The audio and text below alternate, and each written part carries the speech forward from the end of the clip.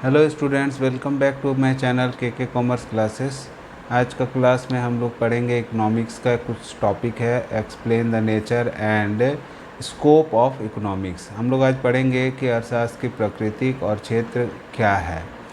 हम लोग जानेंगे आज कि अर्थशास्त्र का स्वभाव क्या है और ये किस किस जगह पर अप्लाई होता है, इसका क्षेत्र क्या है, कितने मतलब किस तरह से हम लोग इसका इस्तेमाल करते हैं। अपने कोई भी सब्जेक्ट होता है तो उसके पीछे कुछ लॉजिक होता है। जैसे हम लोग अकाउंट्स पढ़ते हैं तो अकाउंट्स इसलिए हम लोग पढ़ते हैं क्योंकि अकाउंट्स मतलब हिसाब किताब रखने की जो प्रणाली है, जो सिस्टम है, उसको हम लोग सीखते हैं। उसी तरह कोई अगर बायोलॉजी पढ़ता है तो बायोलॉजी में हम लोग पढ़ते हैं कि भाई किसी मेडिकल ट्रीटमेंट के बारे में, ह्यूमन बीइंग अगर कोई बीमार पड़ जाता है, कोई मनुष्य या कोई इंसान, तो हम लोग उसका इलाज कैसे करेंगे, इससे संबंधित हम लोग पढ़ते हैं बायोलॉजी में।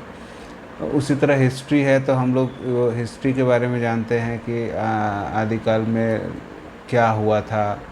आज से 10 साल, 50 साल, 100 साल पहले हम लोग किस तरह से जीते थे, हिस्ट्री में पढ़ते हैं। ठीक है, तो हर सब्जेक्ट का अपना एक नेचर होता है। उसी तरह अर्थशास्त्र का भी एक अपना नेचर है। ठीक है, और जिसको हम लोग आज डिस्कस करने वाले हैं कि इकोनॉमिक्स में जो प्रकृति क्या है, उसका स्वभाव क्या है, नेचर क्या है। तो सबसे पहले अर्थशास्त्र का जो स्वभाव है, नेचर है, वो इस तरह से है कि भाई ये एक तरह का विज्ञान है कि कला है। इसके बारे में हम लोग पहले जानेंगे।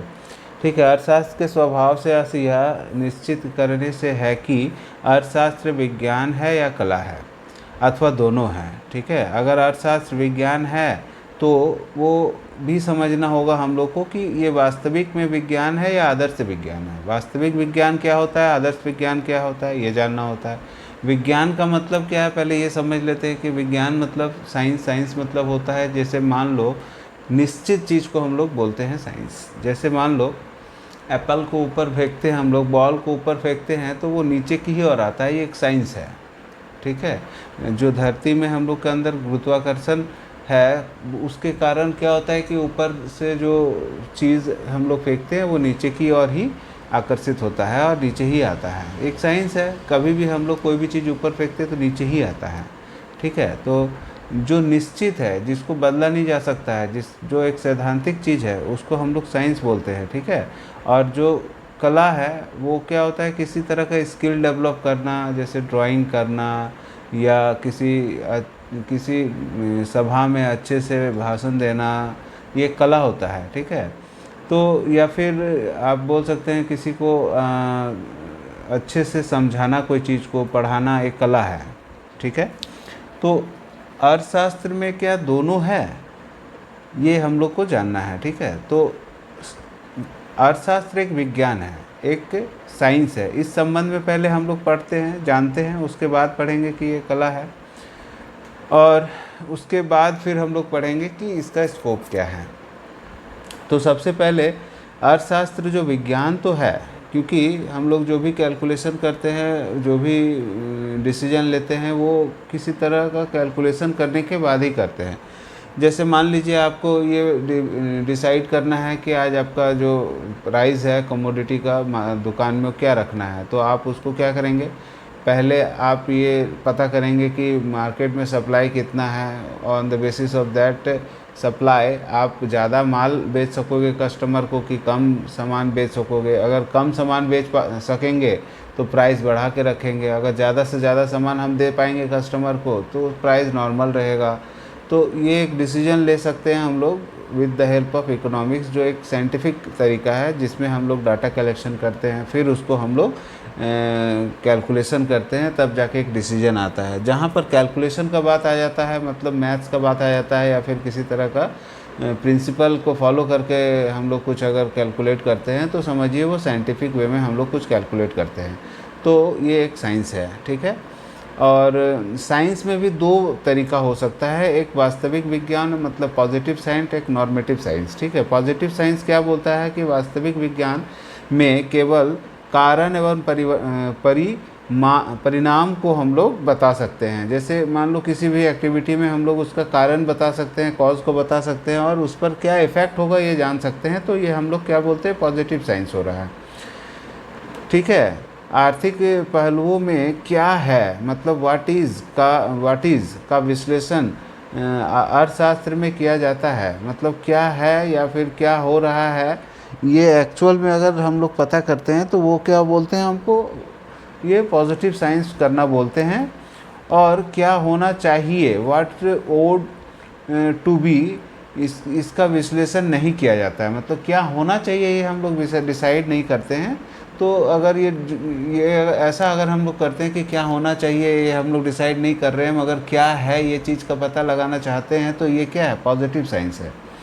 अगर किसी ज़मीन के नीचे कोयला है, तो कोयला है तो उसको हम लोग पता करेंगे और कोयला एक्चुअल में है उसमें, तो समझिए कि वो क्या है, पॉजिटिव साइंस है। उसमें उसमें हम लोग उसको ना नहीं कर सकते हैं कि यहाँ कोयला नहीं है। ठीक है। बट अगर आपको किसी तरह का दुविधा है कि आने वाले समय में बारिश होगा कि नहीं होगा, तो ये तो पता नहीं है, निश्चित नहीं है। ठीक है, अनिश्चित है, बारिश हो भी सकता है, नहीं भी हो सकता है। तो यहाँ पर तो हम लोग के हाथ में नहीं है, ये तो नेचुरल थिंग है कि बारिश होगा कि नहीं होगा। तो इसको हम लोग बोलते हैं क्या, नॉर्मेटिव साइंस। ठीक है। तो पॉजिटिव साइंस मतलब क्या होता है, जो एक निश्चित होना चाहिए, एक कॉज होना चाहिए। ठीक है, उसमें एक और परिणाम होना चाहिए। ठीक है। तो इसको हम लोग कुछ इकोनॉमिक्स में है टॉपिक जिसमें हम लोग ये डिसाइड कर सकते हैं कि ये एक पॉजिटिव साइंस होता है। जैसे उपभोग करना, जब हम लोग किसी वस्तु का उपभोग करते हैं तो पहला वस्तु से हमको बहुत ज़्यादा उपयोगिता मिलता है, वो यूटिलिटी मिलता है, जिसके कारण हम लोग का एक उपयोगिता ह्रास नियम बना हुआ है, जो कि एक लॉजिकल है और एक साइंटिफिक वे से हम लोग उसको देखते हैं कि भाई कोई भी व्यक्ति अगर वो कंज्यूम करता है तो फर्स्ट टाइम वो कंज्यूम करता है तो बहुत टेस्टी लगेगा, बहुत अच्छा लगेगा, मगर उसी चीज़ को उसको कंज्यूम करने के लिए बार बार प्रेरित किया जाए तो थोड़ा देर बाद उसको वो सामान वो प्रोडक्ट को यूज़ करने से वो कतराएगा, खाने से कतराएगा और वो यूज़ नहीं करना चाहेगा। तो ये एक साइंस है, हम लोग मतलब बोल सकते हैं कि ये सही है, ऐसा हर एक व्यक्ति के साथ होता है। ठीक है। उत्पत्ति ह्रास नियम क्या होता है, प्रोडक्शन जब हम लोग करते हैं तो एक लिमिट है, एक लिमिटेशन होता है कि एक समय तक हम प्रोडक्शन को बढ़ा सकते हैं, उसके बाद प्रोडक्शन नहीं बढ़ा सकते हैं। उसके लिए आपको फिर से कैपिटल एक्सपेंडिचर करना होगा तो प्रोडक्शन बढ़ेगा। तो इससे क्या होगा कि आपका टोटल कॉस्ट बढ़ जाएगा। ठीक है। तो ये एक मतलब पॉजिटिव साइंस है कि हम लोग प्रोडक्शन जब भी कुछ चीज़ का करते हैं तो उसमें एक ह्रास नियम लग जाता है कि मतलब प्रोडक्शन करने का एक लिमिट है, उस लिमिट तक आप करोगे तो आपका कॉस्ट नहीं बढ़ेगा, नहीं कम होगा। और जब आप उस लिमिटेशन को क्रॉस करेंगे तो प्रोडक्शन क्या होगा, बढ़ तो जाएगा मगर टोटल कॉस्ट आपका साथ में बढ़ेगा। ठीक है। ये हम लोग का पॉजिटिव साइंस है। जब हम लोग कोई एक्सचेंज करते हैं तो कीमत परिवर्तन का मांग और पूर्ति पर पड़ने वाला प्रभाव, जैसे देखिए जब आप कोई चीज़ का एक्सचेंज करते हैं मतलब खरीद और बिक्री का काम करते हैं तो आपका जो वो कीमत है उसमें वो परिवर्तन हो सकता है, कीमत चेंज हो सकता है। कैसे वो चेंज क्यों होता है, क्योंकि जो मार्केट का जो सप्लाई है, जो मार्केट का जो सप्लाई है, पूर्ति है, अगर वो चेंज होता है, वो घटता है या फिर वो बढ़ता है तो आपका डिमांड पर असर पड़ेगा और प्राइस पर भी असर पड़ेगा, जिसके कारण डिमांड पर भी असर पड़ेगा। ये हम लोग नॉर्मल बात जानते हैं कि आज के डेट में हम लोग टमाटर अभी 100-150 रुपये अगर किलो ख़रीदते हैं तो उसका कारण ये है कि मार्केट में टमाटर का सप्लाई कम है। अगर सप्लाई कम है तो उसका प्राइस बढ़ जाता है, प्राइस बढ़ जाता है तो उसका डिमांड भी कम हो जाता है। तो ये एक साइंस है। ठीक है। और जिसका हम लोग कारण तो पता कर लेते हैं और उसका परिणाम भी पता कर लेते हैं कि क्या होता है। ठीक है। मतलब सप्लाई बढ़ जाएगा, आपका सप्लाई बढ़ जाएगा तो ऑटोमेटिक क्या होगा, प्राइस कम होगा, प्राइस कम होगा तो डिमांड बढ़ जाएगा। तो ये हम लोग का क्या होता है, पॉजिटिव साइंस होता है। इकोनॉमिक्स को हम लोग पॉजिटिव साइंस के रूप में इस तरह से हम लोग देख सकते हैं। जैसे वितरण है और भी राजस्व का, जैसे टैक्स वगैरह जो गवर्नमेंट लेती है पब्लिक से हर चीज़ में, जैसे कोई चीज़ का कंजम्पशन करना है तो भी आपको टैक्स लगेगा, आपको कुछ प्रोडक्शन करना है तो भी टैक्स लगेगा, आपको अगर डिस्ट्रीब्यूशन करना है तो भी टैक्स लगेगा। जैसे ट्रांसपोर्ट वगैरह में। तो इसका ये हम लोग झुठला नहीं सकते, इसको हम लोग बदल नहीं सकते हैं, वो लगता ही है, मतलब वो पॉजिटिव साइंस है कि अगर आपका किसी तरह का आप टैक्स वसूल करते हैं तो आपका जो प्रोडक्ट है उसका दाम बढ़ जाएगा, आपका जो प्रोडक्शन करने का कॉस्ट है, कॉस्ट ऑफ प्रोडक्शन बढ़ जाएगा, आपका जो डिस्ट्रीब्यूशन सिस्टम का कॉस्ट है वो भी बढ़ जाएगा। तो इस तरह से हम लोग बोल सकते हैं कि अकाउंट्स को हम लोग पॉजिटिव साइंस बोलते हैं, ठीक है। आगे अगर हम लोग जाते हैं तो नॉर्मेटिव साइंस क्या होता है? आदर्श विज्ञान का संबंध क्या होना चाहिए, व्हाट शुड टू बी, क्या होना चाहिए, मतलब क्या है, ये निश्चित नहीं है। क्या होना चाहिए ये आप सोच भी सकते हैं और आगे जाके डिसीजन ले सकते हैं कि आपको ये काम करना है या नहीं करना है, ये आप पर डिपेंड करता है। इसलिए इसको हम लोग नॉर्मेटिव साइंस बोलते हैं, आदर्श विज्ञान बोलते हैं, ठीक है, जिसमें आर्थिक पहलुओं की अच्छाई एवं बुराई के संबंध में विश्लेषण किया जाता है और तथ्य की आवश्यकता और अनावश्यकता पर अपना मत व्यक्त कर सकते हैं। मतलब वो चीज़ होना चाहिए या नहीं होना चाहिए ये आप पर पूरी आपके मनोवैज्ञानिक पर डिपेंड करता है कि आप उस चीज़ को करें या नहीं करें, इसीलिए इसको नॉर्मेटिव साइंस भी बोलते हैं। तो इकोनॉमिक्स में ऐसा भी होता है कि किसी चीज़ को हम लोग एनालाइज करते हैं और उसके बाद अपने को डिसीजन लेना होता है कि ये काम हम करें या नहीं करें। तो ये क्या है, एक नॉर्मेटिव साइंस भी है। तो आप क्या लिखेंगे इकोनॉमिक्स का नेचर में? आप लिखेंगे पहले कि ये साइंस है, फिर आप लिखेंगे ये आर्ट्स भी है, फिर आप लिखेंगे ये दोनों है, फिर आप लिखेंगे कि अगर साइंस है तो दो प्रकार के साइंस होते हैं, पॉजिटिव साइंस और नॉर्मेटिव साइंस। इतना एक्सप्लेन करने के बाद ये दोनों होते हैं, ये एक्सप्लेन करने के बाद पॉजिटिव और नॉर्मेटिव साइंस दोनों होते हैं। इसको एक्सप्लेन करने के बाद आप एक्सप्लेन करेंगे कि अर्थशास्त्र का क्षेत्र क्या है, ठीक है, स्कोप ऑफ इकोनॉमिक्स क्या है। देखिए स्कोप का मतलब होता है क्षेत्र, मतलब एरिया, किस किस जगह पर हम लोग इकोनॉमिक्स का इस्तेमाल करते हैं। इस संबंध में बहुत सारे अर्थशास्त्रियों का आपस में बहुत सारा मतभेद है। कुछ अर्थशास्त्रियों का कुछ अलग विचार है, कुछ का अलग, कुछ का अलग। जैसे प्राचीन अर्थशास्त्री का कुछ अलग विचार है, उसके बाद जो मॉडर्न अर्थशास्त्री है उनका कुछ अलग विचार है। जिस प्रकार अर्थशास्त्री की परिभाषा के संबंध में सभी अर्थशास्त्री एक मत नहीं हैं, ठीक उसी प्रकार अर्थशास्त्र की प्राकृतिक और क्षेत्र के संबंध में भी व्यापक मतभेद पाया जाता है। सामान्य रूप में से अर्थशास्त्र की प्राकृतिक तथा क्षेत्र का वर्णन करने से पहले अर्थशास्त्र की विषय सामग्री क्या है जानना बहुत आवश्यक है। आप जानते हैं कि विषय सामग्री क्या होता है, सब्जेक्ट मैटर क्या होता है। किसी भी चीज़ के बारे में जानना कि उस मैटर, उसमें क्या मैटर है, क्या सब्जेक्ट है, उस चीज़ को जानना हम लोग सब्जेक्ट मैटर बोलते हैं, ताकि हम लोग उस संबंध में आगे कुछ काम कर सके। तो सब्जेक्ट मैटर क्या है? अर्थशास्त्र का पहला सब्जेक्ट मैटर है अर्थशास्त्र की विषय सामग्री। अर्थशास्त्रियों की परिभाषा के विषय सामग्री का पर्याप्त ज्ञान हो जाता है। अगर आप अर्थशास्त्रियों का परिभाषाओं को देखेंगे, समझेंगे, पढ़ेंगे तो आपको समझ में आएगा कि अर्थशास्त्र का जो विषय सामग्री है वो क्या है। सबसे पहला तो है वेल्थ कॉन्सेप्ट, जो धन संबंधी विचारधारा है।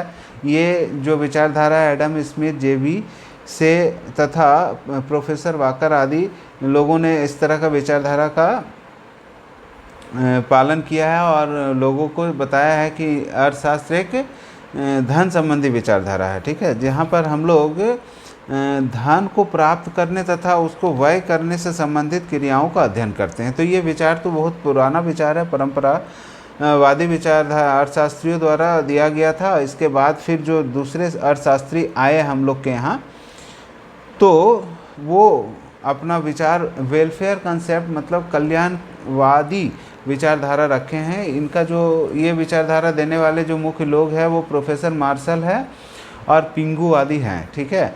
इन लोगों का विचार है कि धन कमाना तो ज़रूरी है, धन कमाना बहुत ज़रूरी है हम लोग को जीवन जीने के लिए। धन का विज्ञान तो है, सही है, बट उसके साथ साथ हम लोग उस धन को यूटिलाइज करते हैं, खर्च करते हैं, जिससे हम लोग का कल्याण होता है। तो इसके लिए मार्शल का कहना है कि धन के शास्त्र के साथ साथ हम लोग का ये कल्याणवादी विचारधारा भी। देखिए दो विचारधारा आ गया आपके सामने।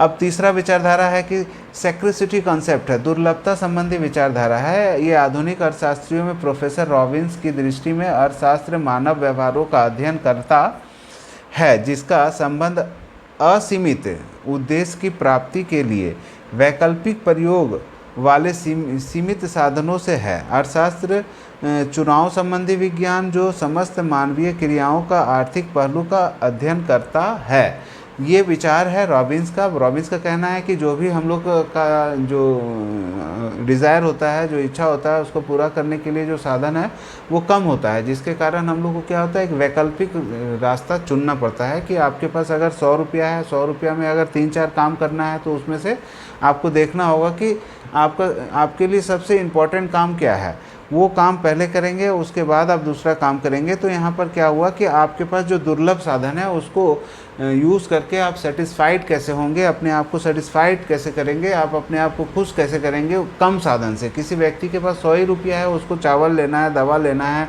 उसको सिनेमा देखना है, तो इतना ही रुपया में से आपको अगर 3 काम करना है तो सबसे पहले वो दवा लेगा ताकि वो ज़िंदा रह सके। फिर अगर वो दवा यूज़ करता है तो उसको टाइम से खाना भी चाहिए, तो उसको दूसरा काम करना होगा कि उसको चावल लेना है या खाने का सामान लेना है, फिर पैसा बचेगा तब वो सिनेमा देख सकता है। तो ये विचार है रॉबिन्स का, जो कि सही भी है कि भाई ऐसा तो हम लोग करते भी हैं, तो ये विचारधारा भी सही हमको लग रहा है। उसके बाद 4th कंसेप्ट जो है ग्रोथ कंसेप्ट है, जो विकास केंद्रित विचारधारा है।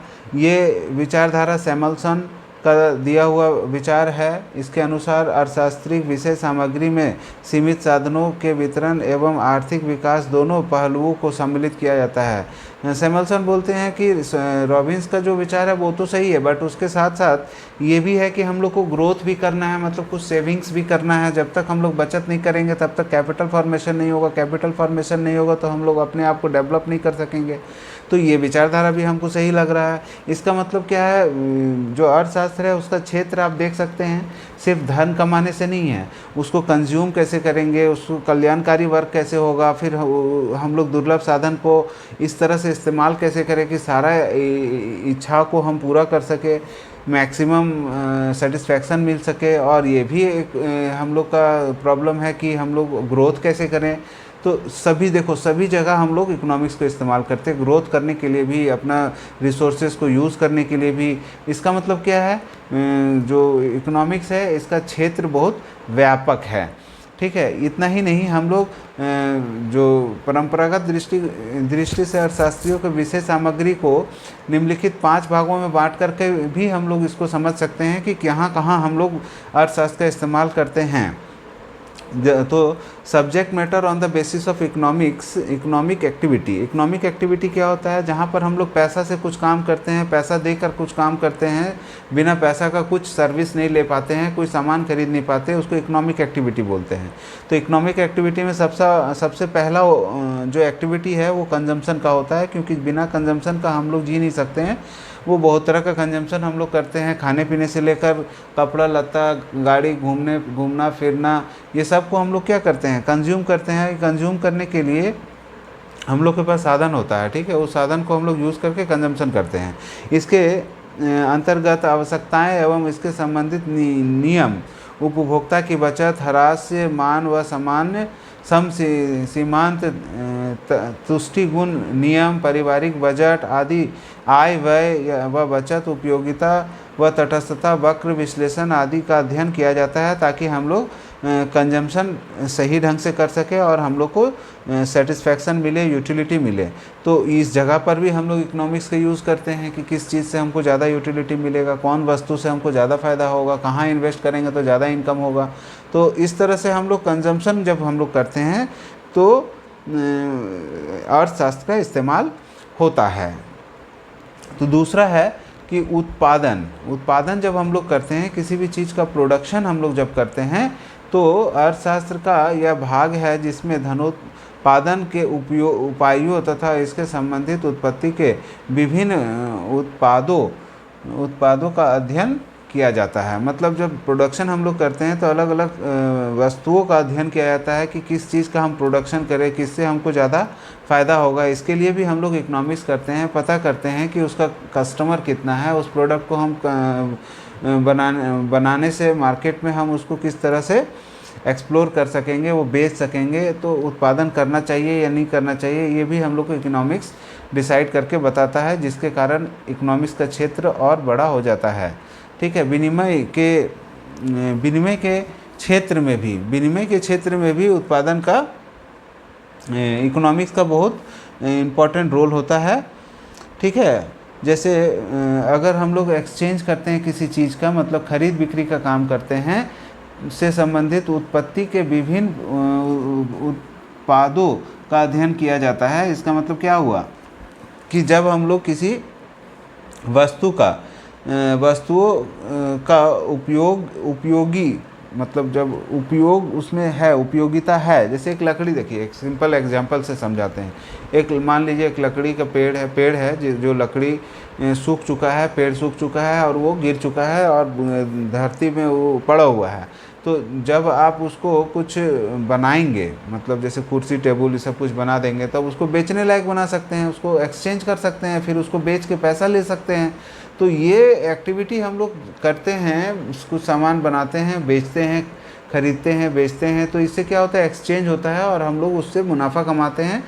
तो इकोनॉमिक्स का ही एक पार्ट है जहाँ पर हम लोग क्या एक्सचेंज करें, किस तरह से करें, ये सब हम लोग डिसाइड कर सकते हैं। जैसे मुद्रा का, बैंकिंग का, बीमा का, ये सब चीज़ों का भी हम लोग एक्सचेंज करते हैं। मतलब बैंक में पैसा रखना, सुरक्षित जो सिक्योरिटी मिलता है हम लोग को। ठीक है। कीमत निर्धारण विनिमय की प्रमुख समस्या है। अगर हम लोग कोई चीज़ एक्सचेंज करते हैं तो कीमत जो हम लोग क्या डिसाइड करेंगे, प्रोडक्ट का क्या दाम रखेंगे, ये सब समस्या का समाधान हम लोग को हो जाता है। और वितरण, जो डिस्ट्रीब्यूशन सिस्टम है, जो हम लोग प्रोडक्शन करते हैं तो बहुत तरह का साधनों को हम लोग यूज़ करके हम लोग प्रोडक्शन करते हैं। जैसे ज़मीन, भूमि, जैसे लेबर, आपका कैपिटल और इंटरप्रेन्योर, ये सब जो फैक्टर है इसको यूज़ करते हैं तब प्रोडक्शन होता है। तो ये जो फैक्टर है प्रोडक्शन का, इन लोगों को जो अवार्ड दिया जाता है उसको हम लोग बोलते हैं डिस्ट्रीब्यूशन। जैसे ज़मींदार को हम लोग रेंट देते हैं, लेबर को वेजेस देते हैं, और जो कैपिटल इन्वेस्ट करता है उसको इंटरेस्ट देते हैं, जो रिस्क उठाता है उसको प्रॉफिट देते हैं। तो ये डिस्ट्रीब्यूशन करने में भी हम लोग को इकोनॉमिक्स बहुत मदद करता है कि किसको क्या रिटर्न मिलना चाहिए। और लास्ट है आपका राजस्व, मतलब पब्लिक फाइनेंस। राजस्व सरकार की आय और व्यय, उसमें परस्पर समस्याओं की विधिवत विवेचना करती है। मतलब इकोनॉमिक्स का यूज़ करके सरकार भी हम लोग से टैक्स वसूल करते हैं, किस प्रोडक्ट में ज़्यादा टैक्स वसूल करना है, किस प्रोडक्ट में टैक्स नहीं वसूल करना है। जैसे कि आप लोग जानते हैं पैक्ड आइटम में आपको टैक्स देना होता है, चाहे वो आटा हो, चाहे पनीर हो, चाहे कुछ भी हो। बट और मतलब अगर कोई लग्जरियस आइटम है तो उसमें ज़्यादा टैक्स ले रहे हैं हम लोग। जो इसका पीछे लॉजिक क्या है, गवर्नमेंट ये सब डिसाइड करने से पहले इकोनॉमिक्स बनाती है कि इकोनॉमिक्स करती है और किन लोगों से ज़्यादा टैक्स वसूल करना है, किन वस्तुओं से ज़्यादा टैक्स वसूल करना है, गरीब लोगों का वस्तु कौन सा है जिसमें टैक्स कम ले। ये सब डिसाइड करने के लिए हम लोग को इकोनॉमिक्स का सहारा लेना पड़ता है। तो हम लोग इस तरह से समझ सकते हैं कि इकोनॉमिक्स का जो स्वभाव है, नेचर है, वो क्या है, वो साइंस भी है, आर्ट्स भी है, और दोनों है। वो स्कोप में हम लोग ये जाने कि अर्थशास्त्र का विभिन्न अर्थशास्त्रियों का अलग अलग विचार होने के कारण हम लोग का जो स्कोप है, वो क्षेत्र है जो अर्थशास्त्र का बहुत व्यापक है, और बहुत तरह से हम लोग अर्थशास्त्र का इस्तेमाल करते हैं। बहुत ज़्यादा उससे हम लोग यूज़ करके अपना अर्थव्यवस्था को आगे बढ़ाने का काम करते हैं। तो ये आप आंसर है। आप इसका नोट्स यहाँ हम तो जो बनाए हैं वो थोड़ा शॉर्ट करके लिखे हैं, जिसको आप याद रखेंगे तो आप इसको एक्सप्लेन कर सकते हैं। जैसे कि हम अभी आपको एक्सप्लेन किए, जो लिखा हुआ था वो नहीं पढ़ रहे थे, हम अपने मन से बता रहे थे कि वो किस तरह से हमको समझाना था, वो आपको एग्जाम्पल दे के बता रहे थे। तो ये सब आप आराम से ये वीडियो देखिए और अपना ये क्वेश्चन को अच्छे से तैयारी कर लीजिए। ठीक है। और वीडियो अगर आपको पसंद आता है, आपको कुछ समझ में आया ये क्वेश्चन का, तो चैनल को सब्सक्राइब कर लीजिए और बेल आइकन भी प्रेस कर लीजिए ताकि इस तरह का वीडियो का नोटिफिकेशन आप तक जा सके। Thank you.